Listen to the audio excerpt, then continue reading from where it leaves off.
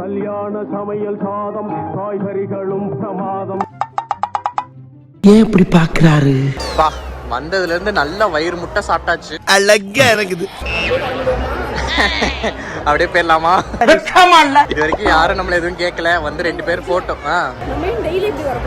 மானங்கிட்ட போயில அதுவும் இந்த கேட்டரிங் பார்த்து வச்சுக்கோடே. இந்த கேட்டரிங் எங்கெல்லாம் போடுறாங்களோ அங்கெல்லாம் போயிடும். நல்ல ஐடியா தான். அப்பா நல்லா சாப்பிட்டேன். நல்ல சாப்பாடு சூப்பரா இருந்தது. டேஸ்டா இருந்துச்சு. இருக்கும்டா. வயிறு ஃபுல்லு, மனசும் ஃபுல்லு. இதுக்கப்புறம் நம்ம டின்னர் டேட்டிங் வந்து ஹோட்டலுக்குலாம் போக வேண்டாம். லெட்ஸ் கம் டு எனி மண்டபம் அண்ட் ஹேவ் ஃபுட். இதெல்லாம் ஒரு பழப்பு. ஸோ இதுக்கப்புறம் யாராவது ஆர்ஜியன்ஸ் யாருக்காவது கல்யாணம் இருந்ததுன்னா சொல்லுங்க. நாங்க வந்து என்ன சொல்ல, தெரியாதவங்கன்னு வர மாட்டோம். ஆர்ஜியன் கல்யாணம் ஜாலியா வந்து சாப்பிடுவோம். நிஜமா நிஜமா.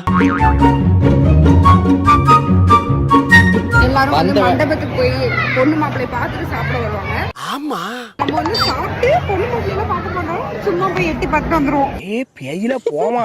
நம்ம அப்படியே கிளம்பிடுவோமா? ஓகே. எதுக்கு அந்த மாதிரி முடிஞ்சது? கிளங்கும்டா நாரப்பயல.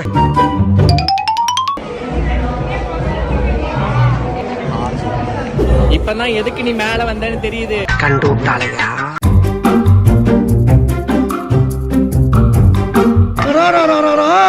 எவ்வளவு புகை?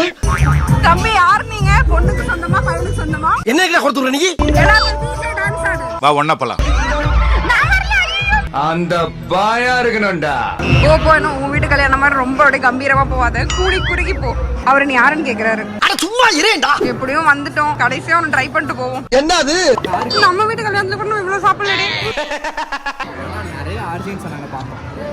எல்லா ஆர்ஜியன்ஸும் கேட்டாங்க நீங்க எந்த வீட்டு சொந்தம்னு. சிரிச்சிட்டு வந்துட்டோம். வெக்கமா இல்ல?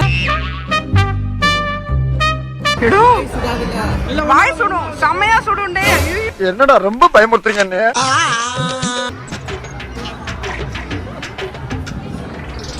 நல்லா இருக்குல்ல? இது நல்லா இருக்கு. அவங்களும் வந்து நம்ம பொண்ணு வீட்டுக்காரங்க நினைச்சு ஸ்பெஷலா கவனிக்கிறாங்க. கிளம்புவோமா? ஓகே.